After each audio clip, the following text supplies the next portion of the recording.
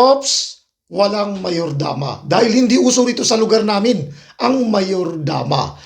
Wala ring libro na mayordama yung pagkaka-design ng kanilang ginawa. Kaya hindi ako nagbablog ng mayordama. Pwedeng mamili. Okay, tuloy na natin ang labanang Willie Tukuran versus Meliton. Bago tayo magdaldalan, ipakita ko muna yung kanilang naging laban. Okay, itong puti ang kay Meliton. Itong orange ang kay Willie Tukuran. Okay? Unang sulong si Meliton. Okay, panoorin natin.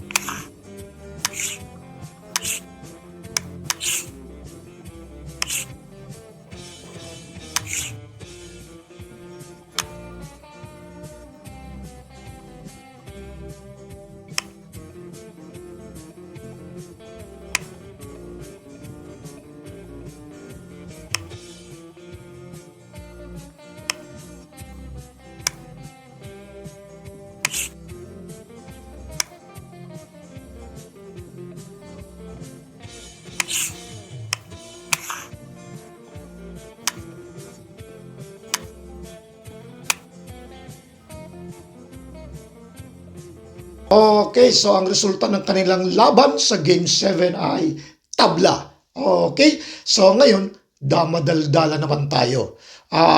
Pero sa mga magagaling, yung mga Class A, alam na nila to. No? O baka mas maganda pa ngayong tirada nila kaysa dito sa ipapakita ko. Okay? Doon mas sa mga beginners, maganda to. Dagdag ka naman din. Okay? Itong dilaw, umpisa na natin. Itong dilaw, ang kay Meliton. Itong blue, ang kay Willie Tukuran. Tumira si Meliton ng 115. Yan. Nag-313. Pagkatapos, nag-15-14, sumubo. Pagkatapos, tinira dyan. Yun. Siyempre, kadalasan 116 talaga. Nag-314. Ginilid ni Willie. Yan. Yan ang tirada ni Willie kapag tumira siya ng 313. Ginamit niya rin yan nung naglaban sila ni Joy Pagadian. Pero tumabla din. Okay. So, sumunod, nag-5-1. Yan. Sinayang ng 7-2. Yan yung signature move ni Willie Tukuran. Pagkatapos, siyempre, kadalasan, pwede na naman ito, ganyan, no? Another way din. Tapos, saka sasayangin. Dito, pinakainan kagad. Yan. Pagkatapos, ginanon. Tira ng blue, tumira ng 5-1. Nag-9-5 naman. Nung mag-116, tinira naman ng 5-4. Tapos nung mag-9-5, tumira ng 8-3. Kinahon kagad. Pero may gamit to kung bakit tinira tong 8-3. Ano ang purpose? Okay. Kasi meron iba, itong tinitira eh. Meron iba. Okay, ngayon, ito naman. Bakit tinira tong 8-3? Kasi sa pagtira ng 8-3, nakontrol mo na tong dalawang ito. Yan. Hindi mo na maitira yan kasi malalansi ka. Halimbawa, nag-12-7 ka. Gaganon lang yan. Pagkakain ng ganon, igaganon na. Siyempre, 3. Obligado yung 3. Kita na kung saan babagsak. Kakain ng 3. Dama. Lugi na isa pero may dama naman. Okay? Siyempre, lamang na yun. Balik ko lang, ha? Yan. Ganon din. Kapag ito naman ang binaba, lansi pa rin. Ganon pa rin gagawin, no? Mas malupit pa nga to, mas matindi to. Tapos sakay gaganon. Kakain ng 3. Tapos kakain ng 3, dito naman yung ngayon dadama. Kakain pa to, may bahaw. Wala na. Sarado. Okay, balik ko lang, ha? Hmm. Yan. So nakita na ko anong purpose nitong A3. So itong dalawang ito, na-control na. Hindi na maitira ang dalawa. Ngayon, ang pwedeng maitira nito, ito. Yan yung sa actual na laban ni Willie. Pero pwede rin naman ito. Yan. Mag 5-1, pwede yan din yung titira. Pag tumira ng 5-1, ang ititira mo ay 11-6. Yan. Di ngayon, anong ititira? Isa, dalawa, tatlo, at apat. Okay. So, tingnan natin, isa-isay natin. Kapag ka ito ang tinira, halimbawa, medyo mahina yung kalaban. Pag itong tinira, medyo hirap na. Kaya mali talaga itong tira na 10-5. Medyo hirap na yung blue kapag yun ang tinira. Ano ang gagawin? Gagano lang yan, 6-1 lang yan. Siyempre, hindi ka na pwedeng gumano. Dahil may ganyan, no? Lansay, dadama rito, di ba? Pagkakain dito, gakain ng dos. Lugi pa ng isa. Okay, balik natin. So, ibig sabihin, na-control to. Dahil sa pagtira mo ng 6-1. Ngayon, dalawa na lang pagpipilian niya. Itong 12-7 tsaka 11-7. Pero sa dalawang yan, kahit alin ang unahin niya, same as lang. Doon pa rin mapupunta. Kaya kahit na ito itira niya, kahit ito, ganun pa rin. Halimbawa, ito ang tinira. Yan. Dito ka lang. Pag tumira ka ng iba, nagkamali ka, hindi mo alam yung dilaw. Halimbawa, tumira ka dito, tumira ka dyan. Dilaw naman ang mahirapan. No? Kumbaga, kabilaan pa sila dyan. No? Dilaw ang mahirapan, kaya magwa 115 ka na kagad. Di parang hindi na ito makagano, no? Isang lang ititira mo, ito. Diba? Ngayon, pag tira ng 7-2, wala na iba, puro sacrifice na. Dito na talaga ititira. Yan. Ngayon, pag tira mo dyan, ito naman ngayon ang ititira. Yan. Yan ang gagawin. Okay. So, pag tira dito, ano na ang magandang ititira niya? Bawal na to Bawal na, di ba? Ito na lang titira niya, ito tsaka ito. Pwede siyang gumanon or pwede siyang 12-7. Pero, sa dalawang iyan, kahit alin ang unahin niya, same as pareho ang kapupunta. Ibig sabihin, kahit alin doon, ganun din ang resulta. Halimbawa, ito ang tinira. Di tatakpan mo lang. Ano susunod na tira? Wala na. Pag ginanon niya, wala na, gagano na. Talo na daw. Okay. Ano pag titira? Wala na. Magsasacrifice na. Lugi na. Balik natin, Yan. Kanina, yan. Kanina, ginanon. Paano kung ito ang unahin? Gaya ng sabi ko, same as. Ganun pa rin. Ito lang titira mo. Huwag mo igaganon. Baka may tumabla pa yan. Dahil luluwag yung sa kanya. Dito na lang. Yan. Kasi wala na siyang ibang ititira. Puro pakain na dito. Puro pakain dyan. Gaganon pa rin siya. Wala na. Papakain mo na doon. Sa pormadang yon, talo na siya. Okay? So, ibalik natin, ibang variation naman. Okay. Ulitin na lang natin ulit sa opening. Para hindi makalimutan. 115, 330, nagsubo, nagreal. Yan. Pagkatapos, nag-116, nag-314, nag-1630, nag-51. Yan. Nung mag-51 na, sinayang ng 7-2, dinipensahan, kumain doon. Okay. Tumira ng 5-1, nag-9-5. Nag-116, nag-5-4. Nung mag-9-5, A3. Yan. Alam niyo na kung bakit A3. Para makontrol itong dalawang ito. Okay. Ito yung actual na laban. Pero bigyan mo natin iba pang variation para makuha natin kung talaga para sa talaga. Tumira dyan. Okay. Pag tira dito, ito ang ititira. Yan. Ngayon, pinakita na natin ito Di ba? Pinakita na natin to. So, ang pwede pang itira niya, ito at saka ito. Yan, tandaan yan. Itong dalawang ito. Meron din dito. Mamaya na to. Okay. Pag tumira ng 12-7, iba ang timing yan. Pag tumira ng 11-7, iba rin ang timing. Tandaan nyo na, huwag nyo ipaglilito yan.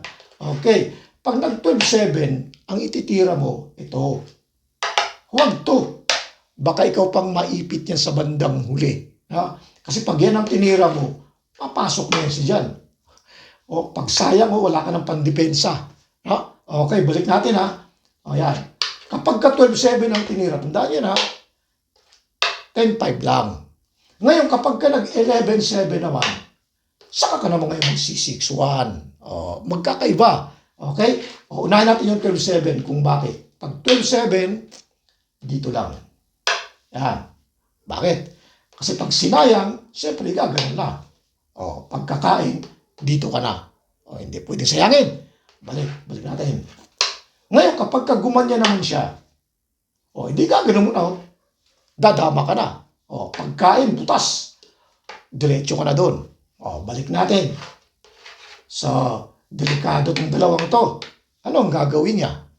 Eh, ito na. Yan na lang.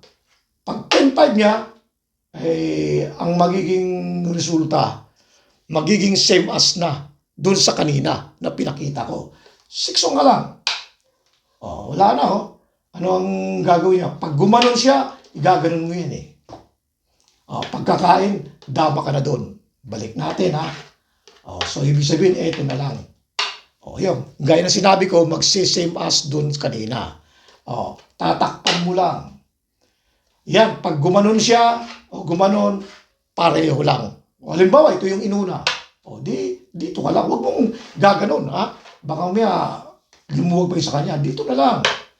Wala na siyang ibang titira Ito na lang, O, pag ginanon niya, pasok doon, lanse, talo na yan. Ha? O, balik natin, ha? O, ganyan kanina. Paano kung itong inuna?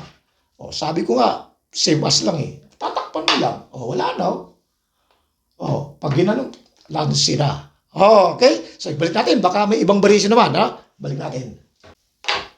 Okay? So, ulitin na lang natin ulit sa simula, para hindi makalimutan. 115, 313, 1514, kumain, 216, nag-414. Yan.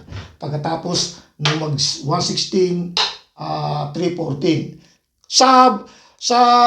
Kasi itong tiradan to pag nag-1613, yan kasi yung luma.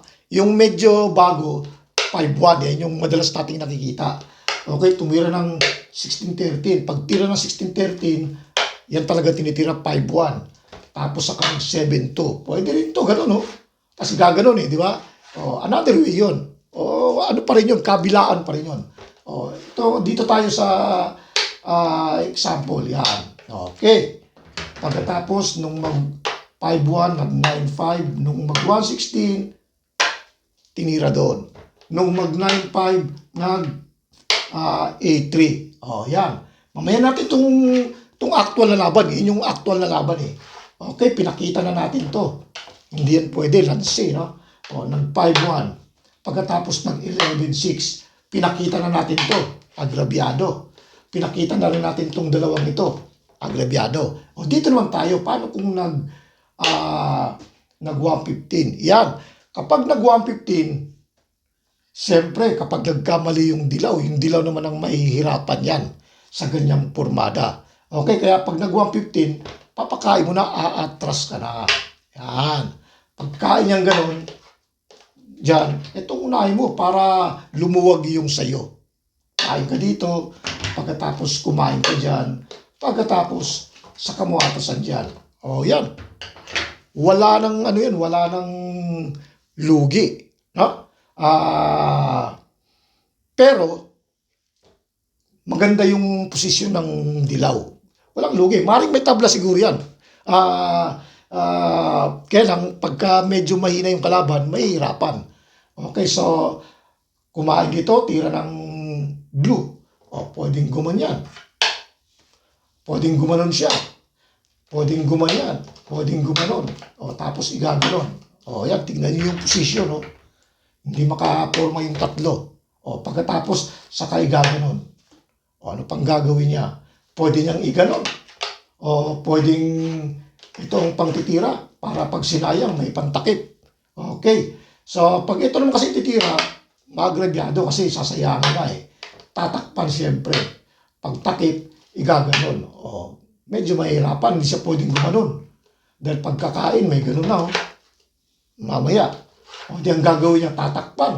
Pag tinakpan niya, gaganon muna. Maiipit. Balik natin, Balik natin. Yan. So, ano ang posibleng, yan. Ano ang posibleng tira? Malamang pwede rin dyan para may depensa ito. Or pwede rin ito para pagka gumanon, may papakain ito. Pwede rin yun. Ha? Okay. So, kung halimbawa ganyan ang tinira, o di, tuloy natin. Wala namang iba eh. Ha? O di, ititira talaga yan. O, gaganon kakain dito. O, tingnan yung position. Lamang na. O, 16-13 lang yan. Hindi naman ito pwedeng gumanon kasi may sipa. O. Ha? O, ano na lang pwede niyang itira? Ito na lang. O, pag tira niyang ganon, igaganon na. O, lamang na masyado.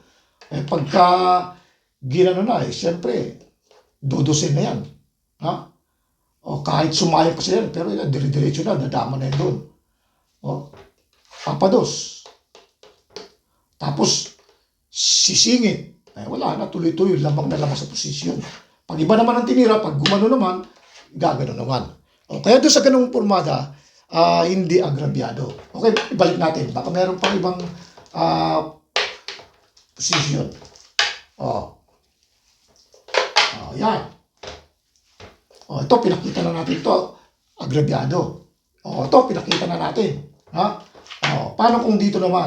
Ayan. Kapag dyan naman, sayangin na. Pwede nang sayangin ito. Ganyan. Mamimili lang siya. Aatras o aabante. Pagka kumabante, tumira ng ganyan, tapos ginanon. Edi, gaganon lang yan. Gaganon lang yan. Di malinaw, ito na lang ititira. Alangan namang ito. Malulugi na siya dyan. Siyempre, depensa niya to. Ito na lang ititira niya. Igaganon naman. Tingnan niyo yung resulta. Pag ginanon niya, igaganon niya na yan. Wala na. Ano pag ititira niya? Pag dito na, lugi na. Pag dito, dadalawahin. Di sasabay siya dyan. Itong pangkakain mo. Para lansi siya. Pagka ganon, pag atras, di may ganon na. So, ibig sabihin yung ganung posisyon, hindi ka lugi. Maring may tabla yun. Pero sa pagdating sa posisyon, maraming panalong pagdadaanan. Okay, balik natin sa umpisa. Okay, dyan ulit tayo. Huling tira, nag-A3. Para makontrol itong dalawang ito, pinakita na natin to. Okay, so sakto na laban na tayo. Ginanon, pinakain dyan. Pinakain dito. Yan. Ngayon, sa ganyang pormada, ito na rin lang nakikita kong magandang tira na hindi ka na ganong mag-iisip. Kasi kapag tumira ka pa ng iba, may pag-iisipan pa eh.